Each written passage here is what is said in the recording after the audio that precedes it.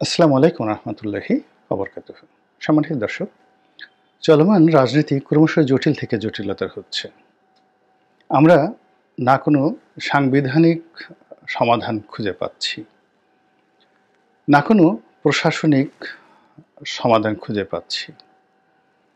কোনো রাজনৈতিক যাকে বলা হয় নেতৃত্ব এই মুহূর্তে নেই, যে আমাদেরকে ম্যাজিক্যালি এই জায়গা থেকে উদ্ধার করতে পারে।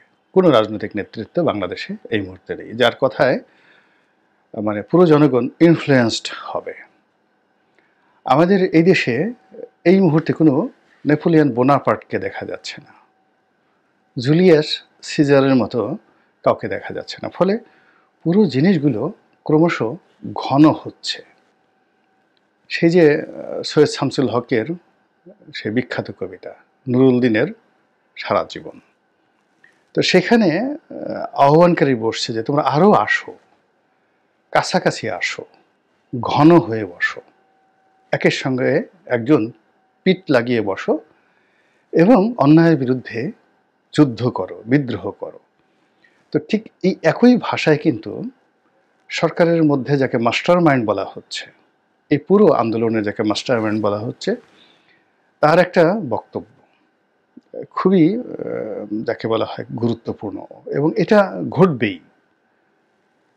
তিনি যেটা বলেছেন, ভদ্রলোকের নাম মাহফুজ সম্ভবত, তিনি এই অতি সম্প্রতি যেটা তাকে নিয়ে বেশি আলোচনা হচ্ছে। তো আমাদের আমি লয়ের ছাত্র, ল ডিপার্টমেন্টের ছোট ভাই, আমি তাকে চিনি না। তো তিনি বিশেষ সহকারী ছিলেন, সেখান থেকে উপদেষ্টা হয়েছেন। তো এই ভদ্রলোক যে কথা বলেছেন সেটি বলেছেন যে একটা যুদ্ধ অনিবার্য, একটা যুদ্ধ মানে যে যুদ্ধ করতেই হবে। অনিবার্য শব্দটা হলো যে এটা অ্যাভয়েড করা যাবে না, এ যুদ্ধ করতেই হবে। তো এরকম একটা যুদ্ধের কথা তিনি বলেছেন, এবং যে সেই যুদ্ধ কাদের সঙ্গে? নতুনের সঙ্গে পুরনোদের।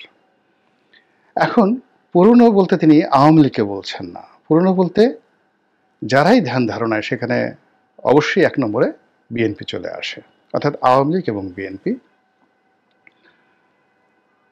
তার সঙ্গে নতুন মানে এই যে যারা আন্দোলন করলেন, মিস্টার মাহফুজের নেতৃত্বে যারা আছেন তারা, এবং এখানে তাদের সহযোগী রূপে যারা এসেছেন, সেটা জামাত আছে, হেফাজত আছে, ইসলামপন্থী অন্য দলগুলো আছে, কেউ কেউ হিজবুত তাহরির কথা বলছেন, আমরা জানি না, কিন্তু আলটিমেটলি তিনি যে যুদ্ধের ঘোষণা দিয়েছেন এটি অনিবার্য তার বক্তব্য অনুযায়ী। সেকেন্ড যেটি বলা হচ্ছে সেটি হলো এই যুদ্ধ করার জন্য, সর্বাত্মক যুদ্ধ করার জন্য তাদের প্রস্তুতি আছে। কেমন প্রস্তুতি আছে? সেটা হলো সেই যুদ্ধ যেভাবেই হোক না কেন, সেটার জন্য তাদের প্রস্তুতিটা কি? একজন সমন্বয়ক বলেছিলেন যে যদি তারা এই জুলাই আগস্ট যে বিপ্লব, সেই বিপ্লবে 5 তারিখের ঘটনাটা না ঘটতো, তাহলে দীর্ঘমেয়াদে যুদ্ধ করার জন্য, সশস্ত্র যুদ্ধ করার জন্য তাদের প্রস্তুতি ছিল। আপনি বোঝার চেষ্টা করেন কথাটা। বাংলাদেশে এই ঘটনা কখনো ঘটেনি। মানে আমাদের দেশে ফকির মজনু শাহ ব্রিটিশ জমানাতে হালকাভাবে বনে জঙ্গলে থেকে তিনি ব্রিটিশদের বিরুদ্ধে যুদ্ধ করেছিলেন, খুব অল্প সময় টিকেছিলেন। তারপর তিতুমিরের বাঁশের কেল্লা, তিনি পালাননি, কিন্তু অসময় একটা যুদ্ধ করার তিনি চেষ্টা করেছিলেন। তার যুদ্ধ ছিল মূলত জমিদারদের বিরুদ্ধে। তো জমিদাররা সেই যুদ্ধে রাষ্ট্রকে জড়িয়ে ফেলে, ব্রিটিশদেরকে জড়িয়ে ফেলে, ফলে একজন মেজর কয়েক ঘন্টার আক্রমণে তাকে শেষ করে দেয়। এই বাংলাদেশে ধরেন গত 400-500 বছরের মধ্যে যদি গেরিলা যুদ্ধ বলেন এইরকম। আর বাকি সময়টা হলো কি রাজায় রাজায় যুদ্ধ করেছে, কিন্তু আমাদের দেশে ওরকমভাবে দীর্ঘমেয়াদে গেরিলা যুদ্ধ হয়নি। এখানে সর্বহারা পার্টি চেষ্টা করেছে, নকশালরা চেষ্টা করেছে, কিন্তু এটা হয়নি, কখনো হয়নি। তো এখন এই যে চলমান সময়ে 18 কোটি মানুষের দেশে, তো 18 কোটি মানুষের দেশে সেনাবাহিনী, পুলিশ, র্যাব, বিজিবি এদের বিরুদ্ধে যুদ্ধ করার জন্য তাদের প্রস্তুতি ছিল, তাদের প্ল্যান ছিল। What does it mean? What does it means মানে তারা এই কথাগুলো বলেছে এটা যদি সত্য হয় তবে দে হ্যাভ এ কানেক্টিভিটি।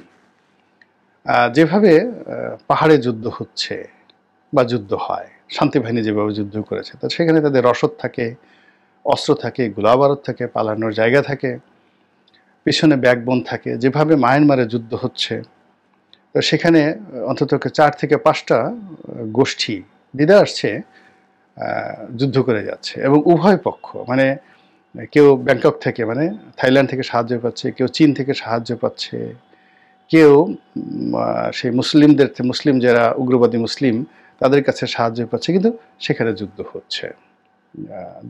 তো ওইরকম একটা অবস্থা বাংলাদেশে যদি হয়, তাহলে এই যুদ্ধের জন্য শহর, প্রথমত ঢাকা শহর, দ্বিতীয়ত চিটাগং শহর, এরপর আমাদের সীমান্তবর্তী এলাকাগুলো এবং আমাদের যে বনাঞ্চলগুলো, এইগুলো নিঃসন্দেহে তাদের একটা টার্গেটের মধ্যে ছিল। এবং এই টার্গেটের বিভক্ত হওয়ার জন্য যদি প্রস্তুতির কথা বলা হয়, অ্যাটলিস্ট কত সংখ্যা হতে পারে সেই কথা কল্পনা করলেই আমাদের অন্তরাত্মা কিন্তু কেঁপে ওঠে। এই কথা কিন্তু তারা বলেছেন।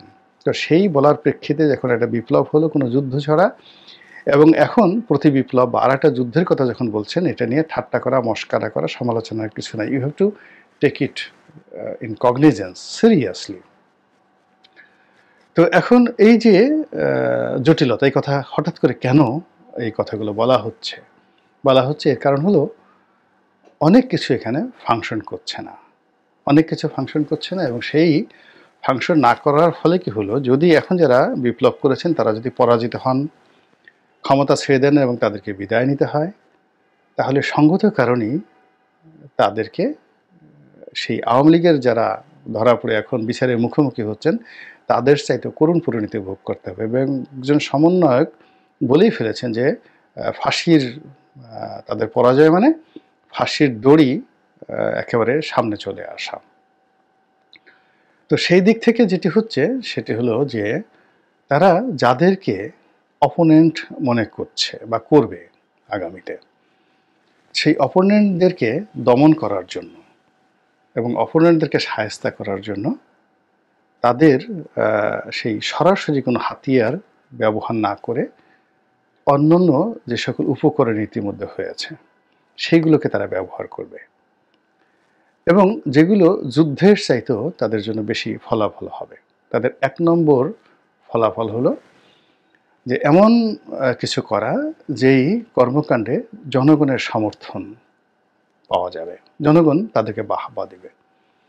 যদি এই মুহূর্তে প্রত্যেকটা ইউনিয়নে 2 জন করে 5 জন করে লোককে গ্রেপ্তার করা হয় গত 3 মাসের কর্মকাণ্ডের জন্য, প্রতিটি উপজেলাতে যদি 50 জন করে গ্রেপ্তার করা হয়, প্রত্যেকটা উপজেলাতে চাঁদাবাজি, দখল, অন্যায় এগুলোর জন্য, তাহলে একবার একটু চিন্তা করুন তো কারা কারা ধরা পড়বেন।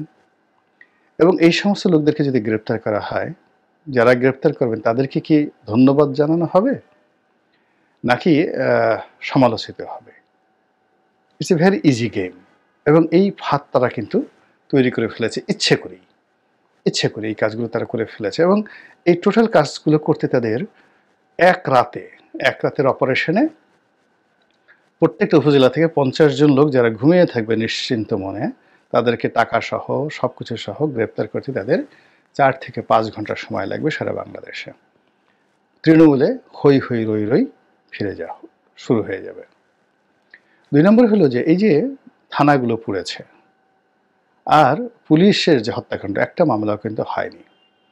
এখন এই জায়গাটাতে যদি তারা কৌশল করতে চায়, রাজনীতি করতে চায়, এবং এখানে যদি তারা তাদের রাজনৈতিক যারা প্রতিপক্ষ তাদেরকে ফাঁসাতে চায়, মুহূর্তের মধ্যে পুলিশ চাঙ্গা হয়ে যাবে, এবং পুলিশ তাদের পক্ষে নেমে যাবে। আওয়ামী লীগের পক্ষে যেভাবে পুলিশ থাকে, বিএনপির পক্ষে যেভাবে পুলিশ থাকে, এইভাবে এখন ডক্টর মোহাম্মদ ইউনূসের পক্ষে পুলিশ দাঁড়িয়ে যাবে।